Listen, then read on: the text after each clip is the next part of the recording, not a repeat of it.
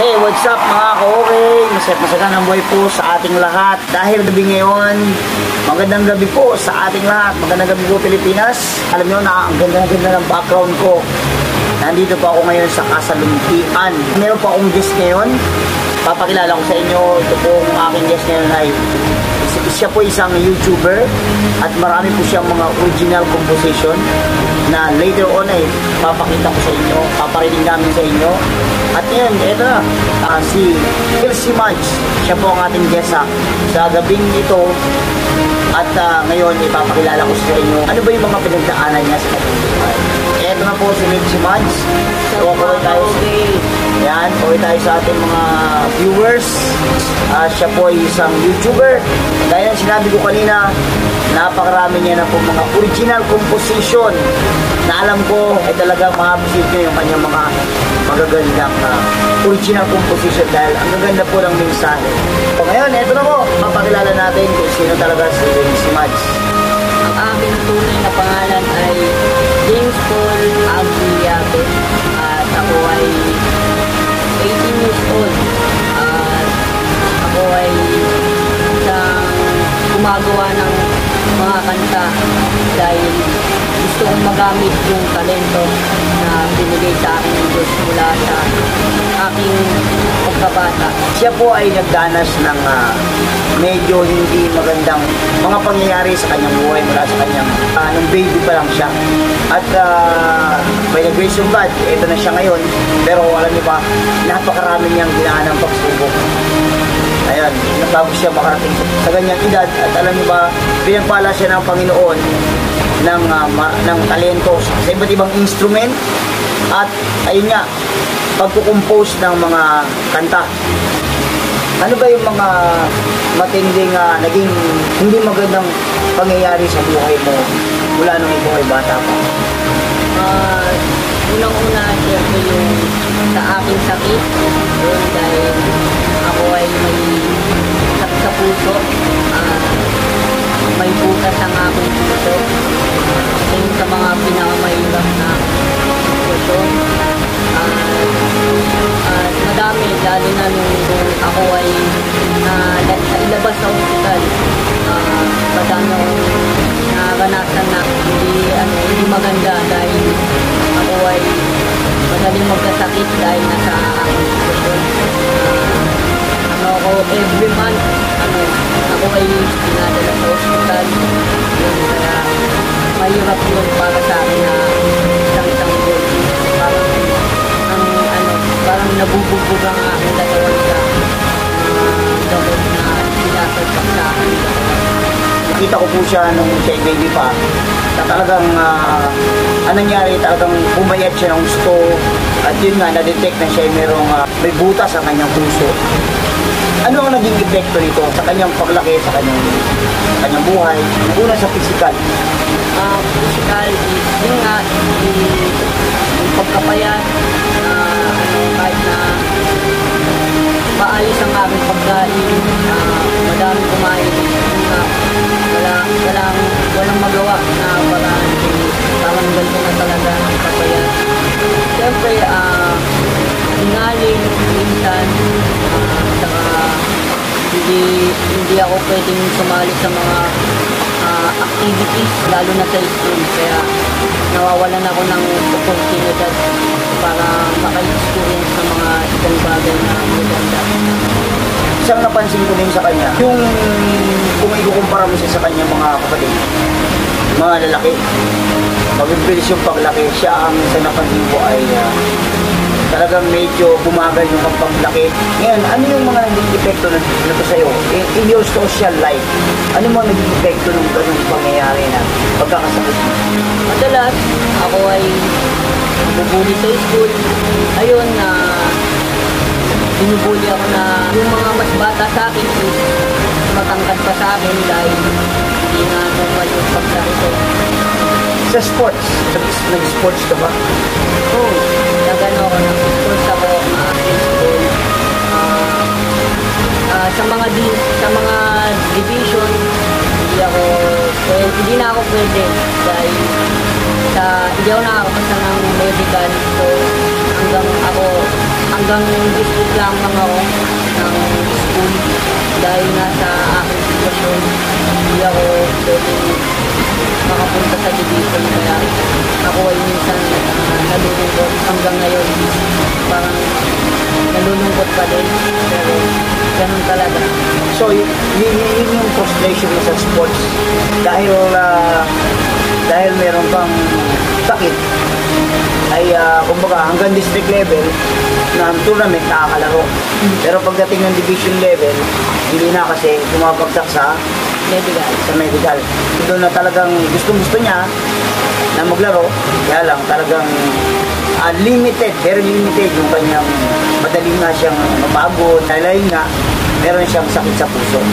At naalala ko nung bata pa siya ay talagang medyo nag-doubt ako kung mabubuhay pa talaga siya ng matagal.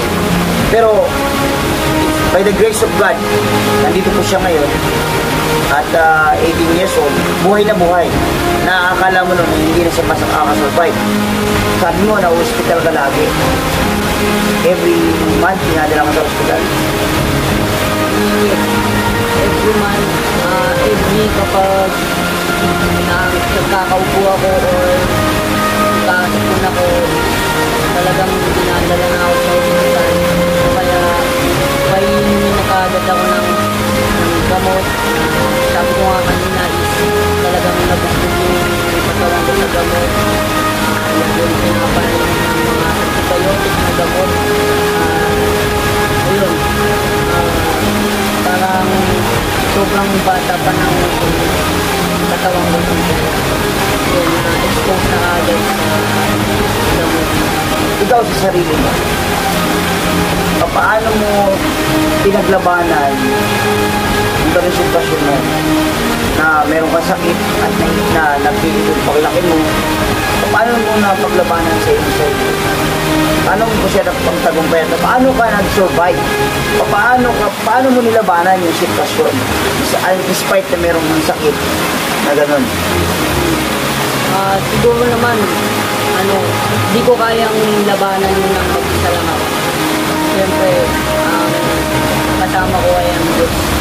Ay yung kumbaga yung sandata ko para ipaglaban yung gusto ko. Siyempre, alam ko na kalooban yung mundo na ipaglaban ko yun. Pero hindi pa rin na talagang may pumipigil pa rin.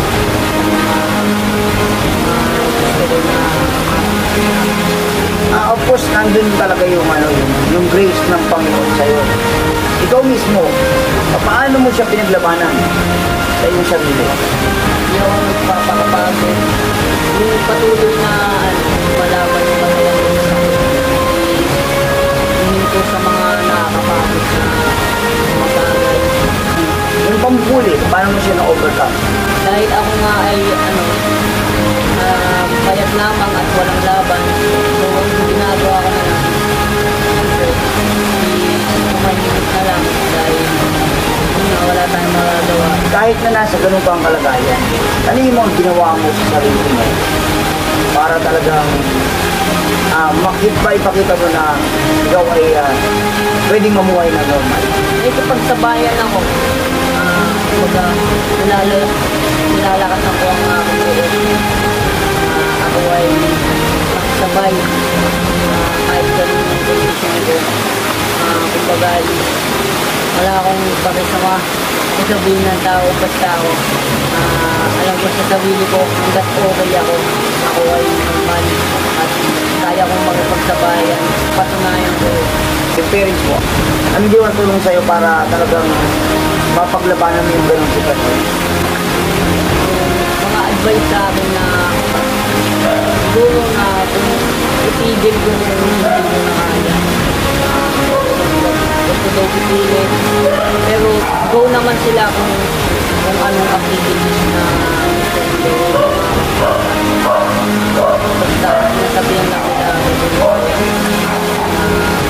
Yun po ang buhay ni Lil Mads, James Paul Liave. At alam niyo ba na siya ay talented pagdating sa music. At siya ay marami na rin po mga original composition. Ngayon, sa susunod pong video pala, ay ipapakita namin sa inyo yung ano yung mga talento niya na pwedeng maipakita sa atin. Na in spite na nakaranas siya ng ganyan, sitwasyon, sakit, wala ng pagkabata, ay eto siya, buhay na buhay, at maraming talento na pwedeng magbigay ng inspirasyon sa mga kabataan.